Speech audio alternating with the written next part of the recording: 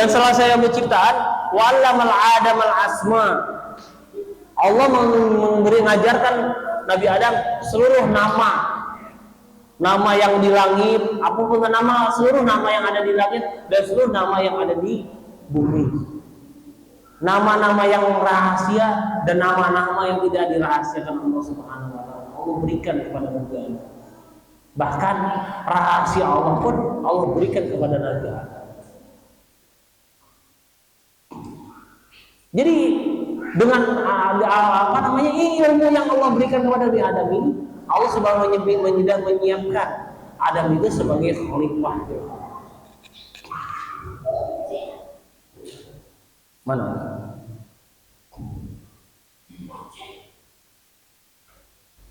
Setelah Allah ajarkan kepada Nabi Adam, kemudian Allah mengatakan kepada Nabi Adam, "Ya Adam, tolong sebutkan nama ini di depan para malaikat." Ketika Nabi Adam menyebutkan nama-nama ilmu-ilmu yang Allah telah berikan kepada Adam, para malaikat tercengang. Ternyata Nabi Adam canggihnya. Ternyata Adam itu luar biasa. Ilmu-ilmu Allah yang tidak kita ketahui telah Allah berikan kepada Nabi Adam. Akhirnya malaikat mengakui keistimewaan Nabi Adam.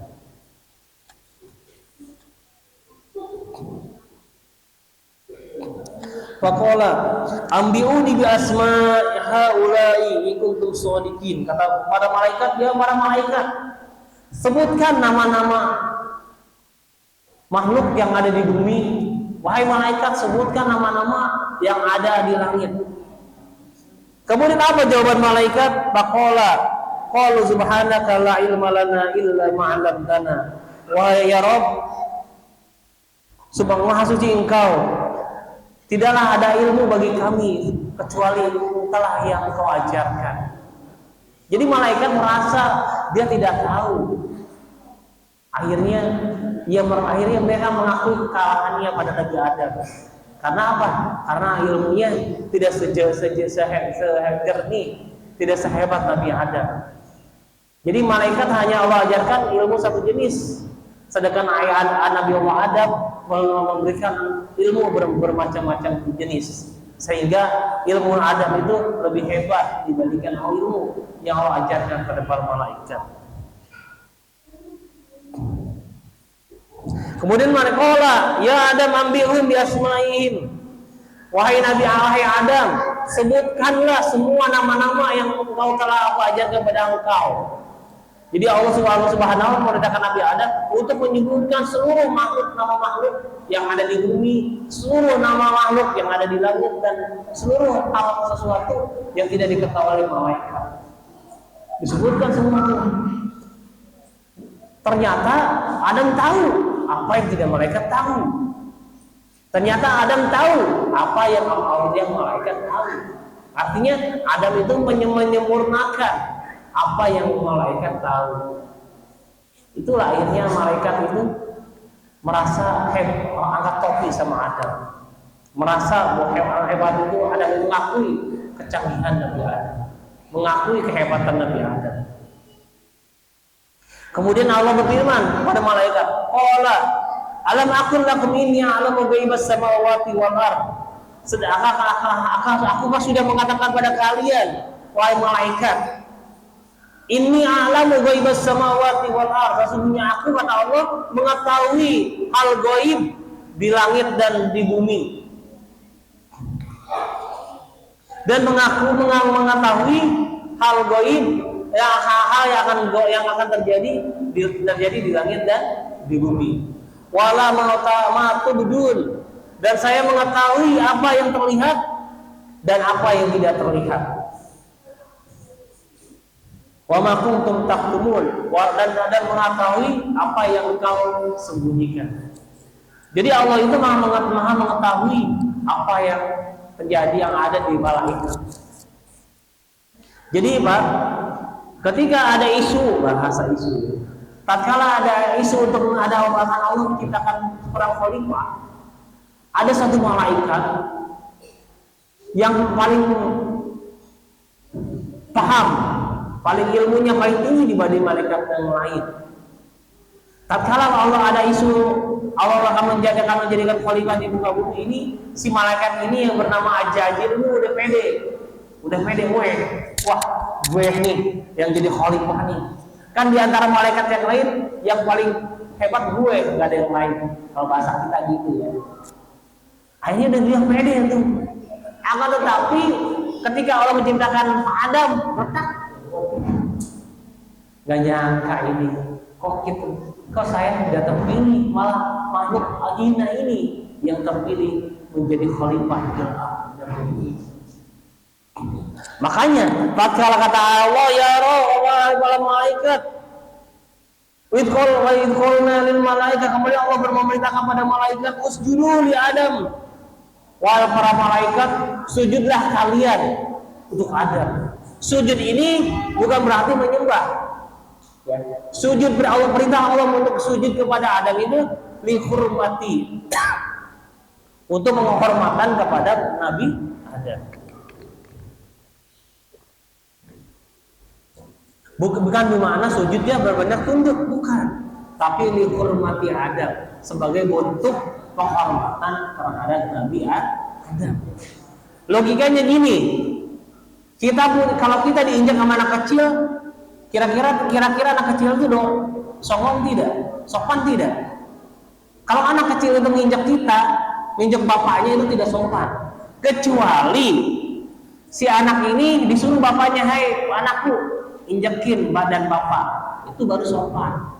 Padahal secara logika nih anak nih nggak sopan banget nih, nginjakin badan bapaknya. Karena yang nyuruh bapaknya, maka yang tidak sopan menjadi perintah.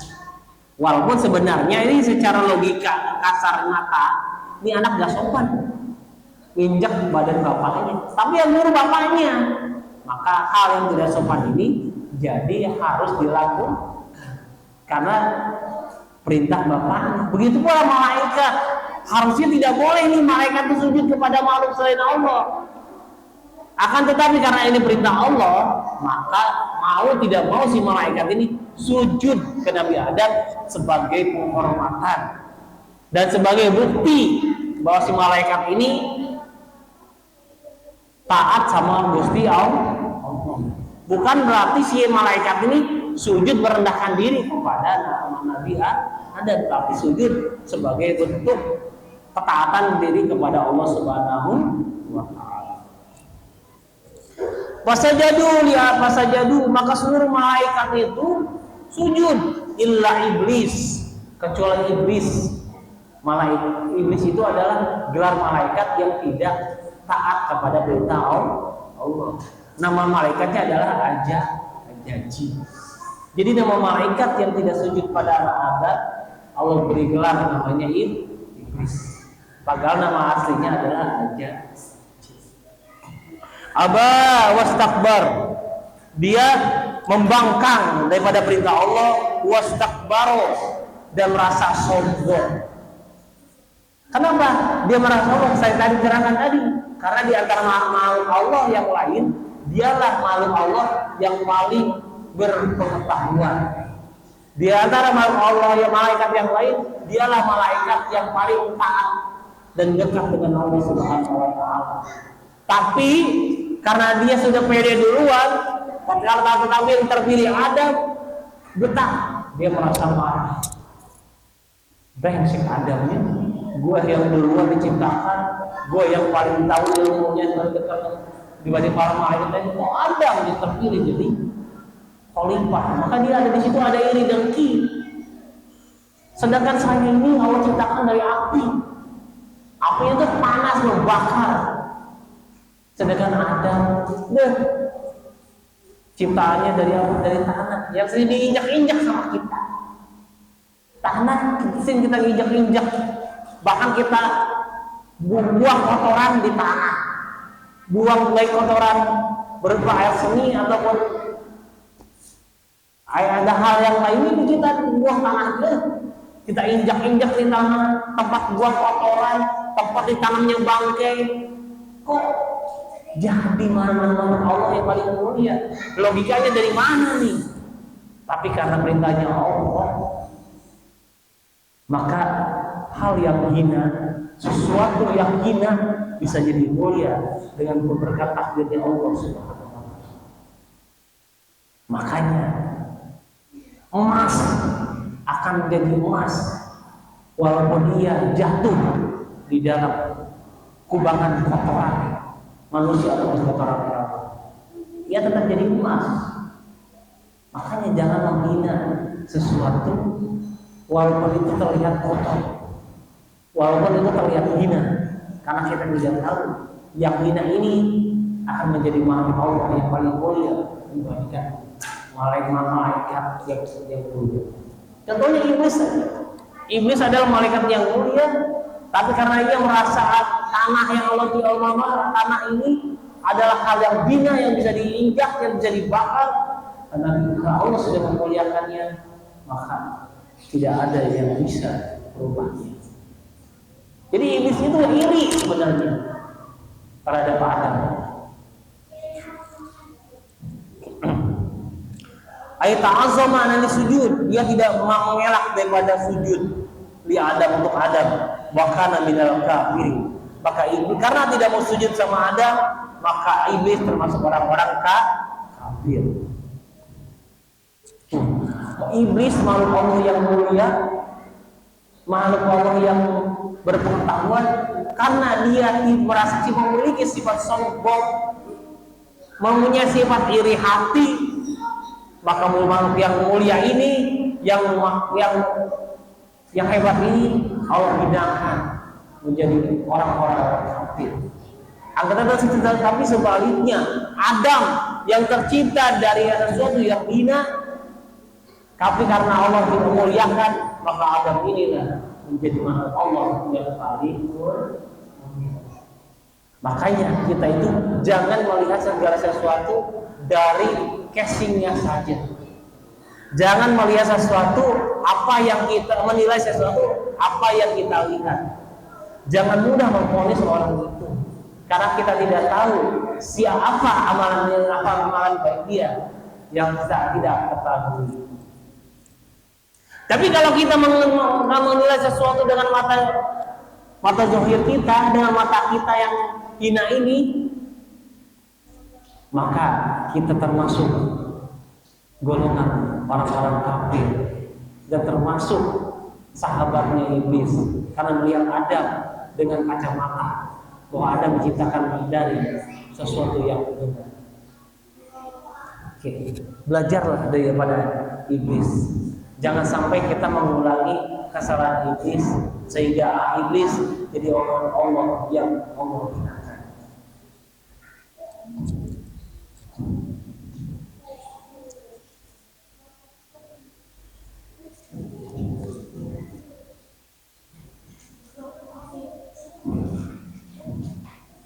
Kemudian Allah bertanya, ya iblis, wahai iblis, kenapa engkau, ya Jajil, kenapa engkau tidak mau sujud sama Nabi Adam, tidak mau sujud kepada Adam?